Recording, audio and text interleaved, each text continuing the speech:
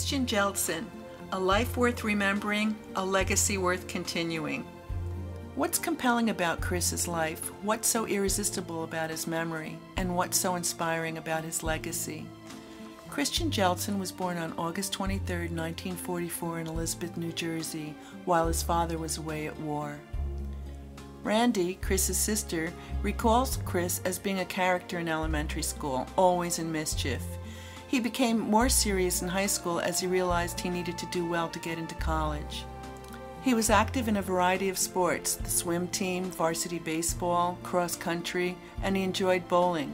He was also in the Glee Club. After a 2-year stint in the Army, including service in Vietnam, Chris got a job at Permacell, a division of Johnson & Johnson at that time. That was 1968. Moving up the ranks from manufacturing to distribution and to labor relations, by 1982, Chris was in J&J's world headquarters in New Brunswick, first as director and then as vice president of human resources. One of the big questions that Chris wrestled with as VP was how involved should a company get in dealing with employees and their responsibilities to their families?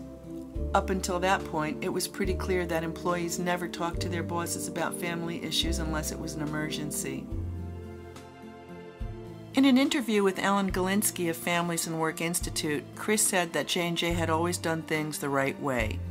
He said that sometimes they were a little cautious, and sometimes people could say that the company was dragging its feet a little bit, but we don't do something unless we know it's the right thing to do. Once that decision has been made, then we're going to do it right.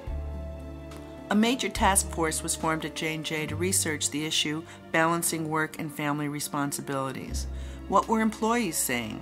The task force worked at trying to match that up with the realities of what a corporation could do to support them in satisfying their needs to better balance work and family.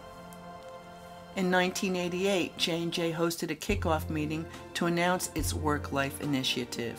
It went nationwide. Jim Burke, J&J's CEO at the time, closed that meeting with the words, "You folks here in the human resources discipline need to know that what you're doing is probably the most important new issue for not only Johnson & Johnson, but for America itself." As Chris invested his time and efforts in developing programs and initiatives that addressed life, family, and work balance, Chris devoted time to what was most important to him. One of Chris's most memorable times was when he hosted an executive conference series at J&J called Lunch and Learn. Mr. Rogers was invited to come and talk to management about the importance of early childhood education and made suggestions about what J&J as a corporation could do.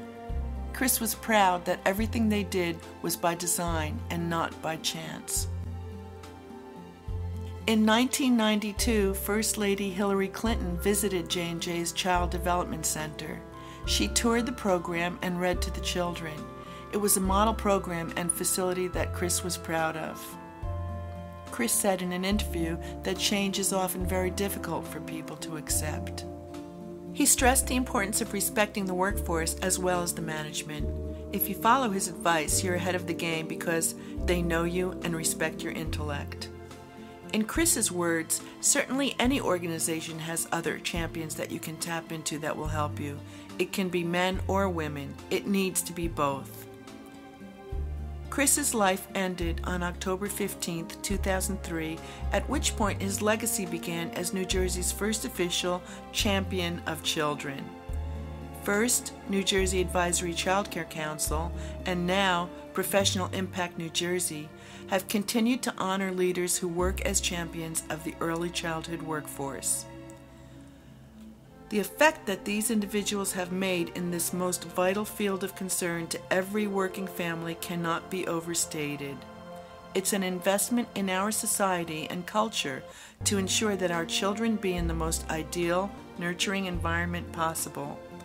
Chris Jeltsin not only got this, he worked tirelessly towards this fundamental aspiration: championing the early childhood workforce.